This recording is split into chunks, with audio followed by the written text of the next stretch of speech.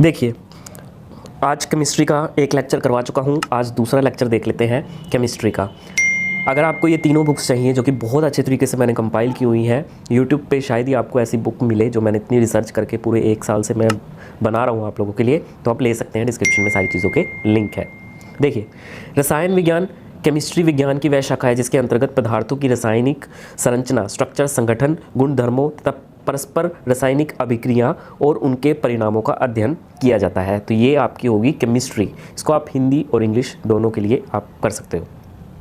18वीं शताब्दी के फ्रांसीसी रसायन शास्त्री एंटोनी लेवोइयर को आधुनिक रसायन विज्ञान का जनक माना जाता है। फादर ऑफ मॉडर्न केमिस्ट्री कौन है? एंटोनी लेवोइयर। केमिस्ट्री शब्द की जो उत्पत्ति है मिस्र के शब्द कीमिया से हुई है जिसका अर्थ है काला रंग। तो ये भी इंपॉर्टेंट है एग्जाम पॉइंट ऑफ व्यू से।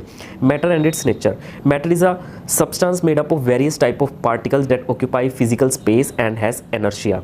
किसी भी चीज़ को हम मैटर तब बोलेंगे जब उसके पास एक मास होगा, अपना एक मैटर कंटेंट होगा, ठीक है, और साथ में वो कोई स्पेस ऑक्यूपाई करता होगा, उसको हम बोलते हैं मैटर। इसकी काफ़ी सारी अवस्थाएं हैं, लेकिन हम 5 इसकी जो फिजिकल स्टेट्स हैं वो पढ़ेंगे। वैसे तो बहुत सारी अवस्थाएं हैं, अगर उनमें कुछ परिवर्तन किया जाए, ठीक है, टेम्परेचर के माध्यम से, प्रेशर के माध्यम से, तो उनकी और भी अवस्थाएं जो है वो देखने को मिलती हैं, बट मोस्ट इंपॉर्टेंट 5 हैं जो मैं आपको इस लेक्चर में पढ़ाऊंगा। According to the principle of modern physics, the various type of particles each have a specific mass and size. The most familiar examples of material particles are the electron, proton and neutrons. Properties of the matter: it occupy space, having its weight, having quality of inertia and changes in its state. मतलब अगर इसको कुछ external माध्यम से, ठीक है, external कोई भी फोर्स अप्लाई किया जाए इन टर्म्स ऑफ प्रेशर या फिर इन टर्म्स ऑफ टेम्परेचर, ठीक है, तो इसकी जो स्टेट है वो चेंज हो जाएगी। और इसका वेट होता है, weight actually mass multiply by gravity वो वेट होता है, बट मास जो ऑक्यूपाई करे वो मैटर होता है। ग्रेविटी जब उस पर एक्ट करती है, गुरुत्वाकर्षण बल, ठीक है, तो जो आपकी बॉडी है, जब हम चलते हैं नॉर्मल रिएक्शन के अगेंस्ट, आपका जो ग्रेविटेशनल फोर्स लगता है वो बैलेंस रहता है, जिसके कारण आप रेस्ट पे खड़े रहते हो, तो वो बैलेंस रहता है। उसके बाद देखिए, लेकिन मैटर में आपका मेनली मास कंसीडर होता है। पदार्थ और मैटर, जिसको द्रव्य बोलते हैं। ब्रह्मांड में उपस्थित वह सब कुछ जिसमें मास और स्पेस हो वो कहलाता है आपका मैटर। किसी वस्तु में उपस्थित पदार्थ की मात्रा, क्वांटिटी ऑफ मैटर, उस वस्तु का द्रव्यमान कहलाती है। एग्जाम्पल में जितनी भी चीज़ें जो कि आप देख रहे हो अपने आसपास वो सब मैटर है। आप खुद, जल, वायु, सोना, कुर्सी, किताब, ठीक है, सब के सब क्या है? मैटर है। उसके बाद देखिए, जो भावनाएं हैं, जो इमोशंस हैं, वो मैटर में नहीं आती। उनका ना तो मास होता है, they can not be touch with your hands, ठीक है, जिनको आप महसूस नहीं कर सकते, ठीक है, तो वो आप के मैटर नहीं है। जैसे ऊर्जा होगी, प्रकाश, ध्वनि, विचार, भावनाएं, ठीक है, तो ये सारी चीज़ें आपकी मैटर नहीं है। तो आपकी मैटर की परिभाषा क्या होगी? कोई भी वस्तु जो स्थान घेरती हो, द्रव्यमान हो और उसको 5 सेंसेस से आप उसको महसूस भी कर सकते हो, तो वो हो गया आपका मैटर। तो उसके बाद देखिए, आपकी क्लासिफिकेशन ऑफ मैटर, भौतिक और रासायनिक। भौतिक में आपका भौतिक के आधार पर क्लासिफाई करोगे तो सॉलिड, लिक्विड एंड गैस। रासायनिक के आधार पर एलिमेंट, कंपाउंड एंड मिक्सचर।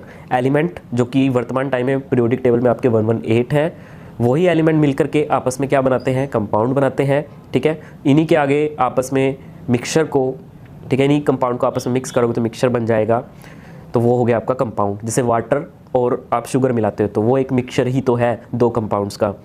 पदार्थ की अवस्थाएं: solid state, liquid state, gases, plasma and boss Einstein condensate. Solid state, solid state में क्या होता है मैं आपको बता देता हूँ। इसका एक फिक्स शेप होता है और फिक्स वॉल्यूम होता है जो कि आपका सॉलिड स्टेट होता है। अगर इस पर एक्सटर्नल फोर्स अप्लाई किया जाए तो इसमें अपना आकार बनाए रखने का गुण होता है। इसमें नेग्लिजिबल कंप्रेसिबिलिटी का गुण होता है, मतलब इनको कंप्रेस नहीं किया जा सकता, या फिर बहुत ज़्यादा प्रेशर अप्लाई करने के बाद थोड़ा बहुत इनमें डिफॉर्मिटी आती है इनकी शेप में। अदरवाइज़ आप इसको किसी भी जगह पे रखोगे, आप चाहे किसी भी इनको बीकर में रखोगे तो उसका शेप चेंज नहीं होता है। लेकिन अगर इसके विपरीत आप उसको लिक्विड को रखोगे तो लिक्विड में क्या है, अगर आप गिलास में रखोगे तो गिलास की सिलिंड्रिकल शेप की पोजीशन लिक्विड एक्वायर कर लेता है। तो लिक्विड जो होता है उसका एक आकार निश्चित नहीं होता, आप जिस भी पात्र में डालते हो उसके अकॉर्डिंग वो अपनी शेप जो है वो ले लेता है, लेकिन उसका वॉल्यूम आपका निश्चित होता है। अगर आपने एक गिलास जो वाटर है आपने एक गिलास में डाला है तो आप किसी और बर्तन में भी डालोगे, चाहे वो हेमिस्फेरिकल शेप का हो, तो वो वाटर की क्वांटिटी 1 लीटर ही रहने वाली है। एक गुण होता है इंटरमोलिकुलर स्पेस। इंटरमोलिकुलर स्पेस आपका सॉलिड में बहुत कम होता है, इसी वजह से अणुओं के बीच में, एटम्स के बीच में फोर्स ऑफ अट्रैक्शन बहुत ज़्यादा होता है। इसी वजह से उनका मेल्टिंग पॉइंट भी बहुत ज़्यादा होता है, क्योंकि बहुत ज़्यादा हीट चाहिए उनके आपस में फोर्सेस को तोड़ने के लिए। उदाहरण के तौर पर लकड़ी, लोहे की छड़, कांच, पत्थर आदि। लिक्विड में वो सारी चीज़ें मैंने आपको बता दी। इसमें अणुओं के मध्य आकर्षण बल कम होता है और द्रवों के जो इंटरमोलिकुलर स्पेसिस होता है वो अधिक होता है as compare to the solid. और गैस में सबसे ज़्यादा इंटरमोलिकुलर स्पेस होता है और कंप्रेसिबिलिटी भी बहुत ज़्यादा होती है, क्योंकि स्पेस ज़्यादा होता है तो कंप्रेसिबिलिटी भी उतनी ही ज़्यादा होगी, क्योंकि वो जो एक्स्ट्रा स्पेस बच गया उनको कंप्रेस करके वहाँ पर ले जाया जा सकता है।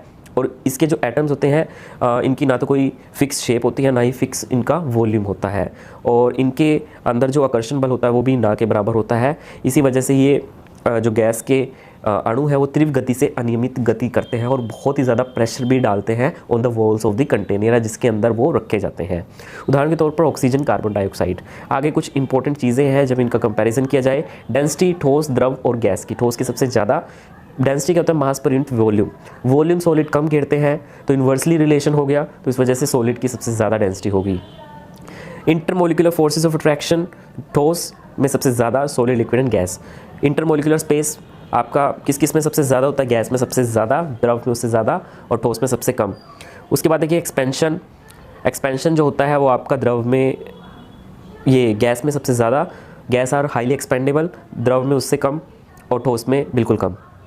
काइनेटिक एनर्जी गैस की सबसे ज़्यादा, द्रव की उससे ज़्यादा और ठोस की उससे ज़्यादा। डिफ्यूजन गैस में सबसे ज़्यादा, फिर लिक्विड और फिर सॉलिड। उसके बाद आती है आपकी प्लाज्मा स्टेट।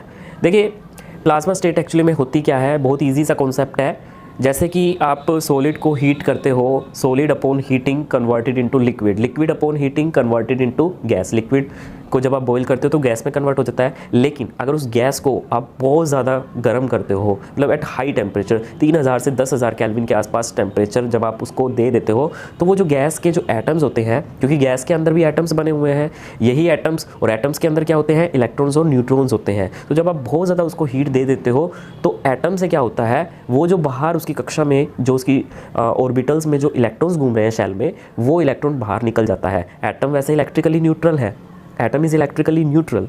तो अगर वो एटम इलेक्ट्रिकली न्यूट्रल है, मतलब उसके अंदर जो आपका प्रोटॉन की जो संख्या होती है, एटम की अंदर जो आपकी आयंस और जो इलेक्ट्रॉन्स की संख्या होती है वो बराबर होती है, ठीक है।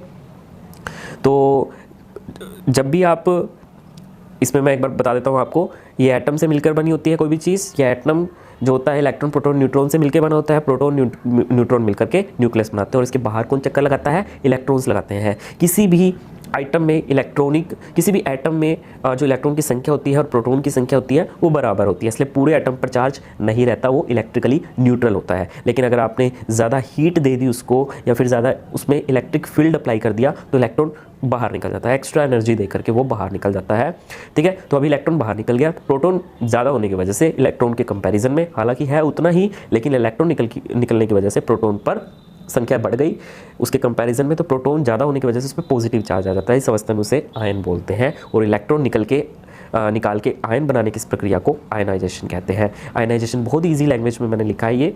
आयनाइजेशन प्रक्रिया के लिए हमें बाहर से जो एनर्जी लगानी पड़ती है उसको आयनाइजेशन एनर्जी आती है। ये एनर्जी आप कहाँ से आती है, ठीक है। गैस को एनर्जी देने का आसान तरीका है गैस का तापमान बढ़ाना। गर्म करने से गैस के एटम की जो काइनेटिक एनर्जी, गतिज ऊर्जा, वो बढ़ जाती है और वो आपस में टकराने लगते हैं, जिसकी वजह से इलेक्ट्रॉन जो बाहरी कक्षीय होते हैं वो टूटकर एटम से अलग हो जाते हैं। पर गैस की एटम की काइनेटिक एनर्जी बढ़ाने के लिए जो टेम्परेचर आप देते हो 3000 से 10,000 केल्विन, वो लैब में अटेन करना बहुत मुश्किल होता है, इसलिए वहाँ पर एक दूसरा तरीका यूज़ किया जाता है, मतलब वहाँ पे इलेक्ट्रिक फील्ड वगैरह अप्लाई किया जाता है।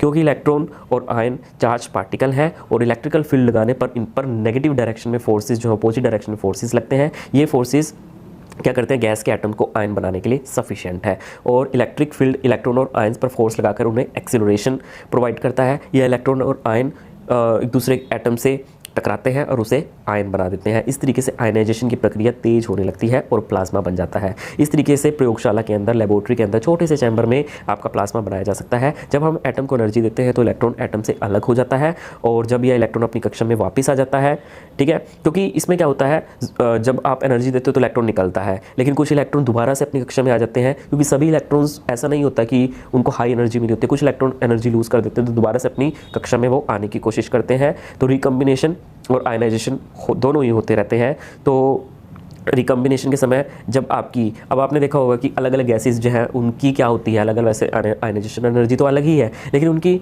जो प्लाज्मा का कलर होता है वो डिफरेंट होता है। डिफरेंट इसलिए होता है क्योंकि रिकम्बिनेशन के टाइम पे जब इलेक्ट्रॉन कक्षा से बाहर निकल जाता है तो दोबारा से जब वो एटम पे आने लगता है, अपनी एटम की जो आपकी ऑर्बिटल है वहाँ पे वो दोबारा से रिवॉल्व करने लगता है, तो उस रिकम्बिनेशन के दौरान वो एनर्जी निकालता है, एनर्जी लूज़ करता है, ठीक है। और वो एनर्जी अगर विजिबल स्पेक्ट्रम की रेंज में आ जाती है तो हमें एक टाइप का विशेष कलर दिखाई देता है। और ये जो एनर्जी होती है वो हर गैस के लिए अलग अलग होती है।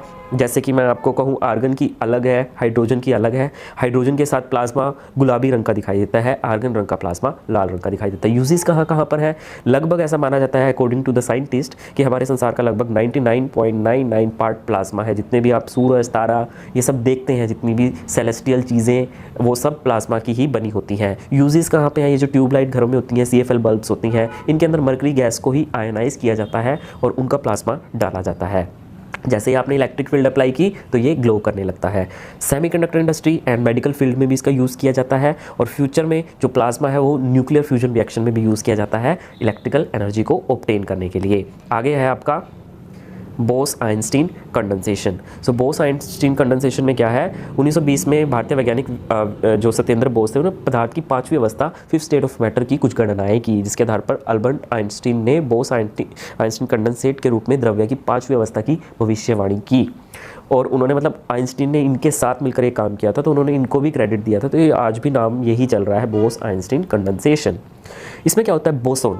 बोसोन वो पार्टिकल है, आपको पता है कि जो आपके जितने एटम्स होते हैं, पर्टिकुलर एलिमेंट के एटम्स होते हैं, वो अलग अलग उनका एनर्जी लेवल होता है, ठीक है। अलग अलग एटम्स का अलग अलग एनर्जी लेवल होता है, ठीक है। तो ये बोसोन्स के जो गैस है, कोई गैस बोसोन, तो ये सेम एनर्जी स्टेट में रह सकता है, ऐसी इनकी प्रॉपर्टीज़ होती है। और एक और प्रॉपर्टी में क्या होता है, प्रोटॉन, इलेक्ट्रॉन, न्यूट्रॉन, ये तीनों की संख्या इवन हो तो वो बोसोन्स होते हैं। तो एक तो सेम एनर्जी स्टेट में ये रह सकते हैं और दूसरा इनका प्रोटॉन, इलेक्ट्रॉन, न्यूट्रॉन इवन होता है। तो जब भी किसी गैस को ये बोसोन एब्सोल्यूट ज़ीरो या फिर -273.15 डिग्री पर ठंडा करने पर, ठीक है, तो करते हैं जब उसको, तो उसमें जो परमाणु की जो फ्री एनर्जी है वो लगभग समाप्त हो जाती है। मतलब अलग अलग स्टेट में वो होते हैं और वो सारी जो स्टेट है उनकी, वो एटम्स की डिफरेंट जो स्टेज होती है, वो सारे एटम्स सेम एनर्जी लेवल पे आ जाते हैं and they behave like a super atom wave. आपको पता है जो डी ब्रोगली हाइपोथेसिस है, उन्होंने कहा था कि मैटर में जो पार्टिकल होता है उसकी वेव नेचर होती है। मैटर जो होता है वो पार्टिकल नेचर का भी होता है और वेव नेचर का भी होता है। तो वेव की फॉर्म में ये जो आपके पार्टिकल्स हैं वो वेव की तरह एक्ट करने लगते हैं। पार्टिकल्स जो एटम जो होता है वो ठीक है, वेव की तरह बिहेव करने लगता है, जो पार्टिकल से मिलकर के ये बना होता है, ठीक है। और जैसे ही आप उसको ठंडा करते हो तो ये जो वेवलेंथ का प्रिंसिपल है, फॉर्मूला है, lambda is equal to h/p, h is Planck constant and p is momentum. तो मोमेंटम आप कम करते हो तो वेवलेंथ क्या हो जाती है, इसकी ज़्यादा हो जाती है। वेवलेंथ ज़्यादा होने का मतलब क्या होता है, ठीक है। सो ये ज़्यादा स्पेस आपका घेरेगा, जितना ज़्यादा वेवलेंथ होगा उतना ज़्यादा स्पेस घेरेगा and interact with other particle waves, और दूसरे जो पार्टिकल हैं उनकी वेव्स के साथ इंटरैक्ट करेगा and behaves like a single wave. और ऐसा लगेगा कि ये सिंगल वेव है, जैसे काफ़ी सारी वेव्स एमर्ज करती हैं आफ्टर लूजिंग इट्स एनर्जी। तो ये बोस-आइंस्टीन कंडेंसेशन, सिर्फ इतना ही पढ़ना है। आगे दो स्टेज है, फिजिकल एंड केमिकल। फिजिकल में क्या होता है कि वो दोबारा से उसी अवस्था में आ जाता है, बट केमिकल में क्या होता है, इरिवर्सिबल होता है, वो नहीं आता। ये कुछ एग्जांपल है, मोमबत्ती का पिघलना, पानी से बर्फ़ का बनना, तो दोबारा रिवर्स भी हो जाता है। मोमबत्ती पिघलती है तो दोबारा से वो मोम भी बन जाती है। पानी का वाष्प भरना, ठीक है, तो उसको दोबारा से पानी में भी कन्वर्ट किया जा सकता है। दूध का गर्म होना, रेत का पानी में घुलना, कागज़ का फटना। रासायनिक में क्या होता है, मोमबत्ती का जलना। भौतिक परिवर्तन मोमबत्ती का पिघलना है, बट मोमबत्ती का जो जलना होता है वो तो फिर केमिकल एनर्जी में कन्वर्ट हो गया आपका, ठीक है, उसके कार्बन एटम्स बन गए जब वो जलेगा, मोम। मक्खन का खट्टा होना, खाने का पचना, लोहे पर जंग लगना, रस्टिंग ऑफ आयरन, दूध से दही का बनना इरिवर्सिबल है, कागज़ का जलना, बर्निंग ऑफ पेपर। उसके बाद कुछ MCQ है। अभी तक वैज्ञानिकों द्वारा पदार्थ की कितनी अवस्थाएं तय की गई हैं? 5। डैश में विसरण अधिक तीव्रता से होता है? द्रव। प्लाज्मा है, द्रव है, पैसे और ठोस। आगे देखिए, अमोनिया के साथ गैस का रिलेशन है तो कपूर के साथ क्या है? ठोस। यह SSC 2019 में आया था। आधुनिक रसायन विज्ञान का पिता एंटोनी लेवोजियर। निम्नलिखित में से किसका आकार और आयतन फिक्स्ड होता है? सॉलिड का होता है। पदार्थ की चौथी अवस्था प्लाज्मा। कौन सा कथन गैसों के बारे में सत्य है? ना तो फिक्स वॉल्यूम और ना ही फिक्स शेप। किसका आयतन तो निश्चित है लेकिन आकार निश्चित नहीं है? तो आयतन तो निश्चित है लेकिन आकार निश्चित नहीं है, तो ये है आपका लिक्विड, नींबू का रस। रासायनिक परिवर्तन का उदाहरण नहीं है जल का वाष्प में परिवर्तन, रिवर्सिबल भी हो सकता है। कौन सा एक भौतिक परिवर्तन है? पानी का बर्फ में परिवर्तन। सितारों में प्लाज्मा बनने का कारण? High pressure, high atmospheric pressure. लोहे का जंग लगना, ये क्या है? केमिकल चेंज है। रासायनिक परिवर्तन नहीं है, अंडा पकाना, केक को बेक करना, केला सड़ना, एक आइस क्यूब पिघलना, ये फिजिकल चेंज है। कौन सा रासायनिक परिवर्तन है? मोम का जलना। तो ये सारी चीज़ें वही सेम ही है। आगे इनकी स्टेट्स हम देखेंगे, स्टेट्स ऑफ मैटर, एंड आगे इनके बारे में हम ये पढ़ेंगे, कंपाउंड, मिक्सचर, ठीक है, इनकी स्टेट चेंज, ठीक है, ये सारा कुछ पढ़ेंगे नेक्स्ट लेक्चर में। अगर आपको ये बुक चाहिए जो कि एग्जाम ओरिएंटेड है तो आप ये बुक ले सकते हैं। धन्यवाद।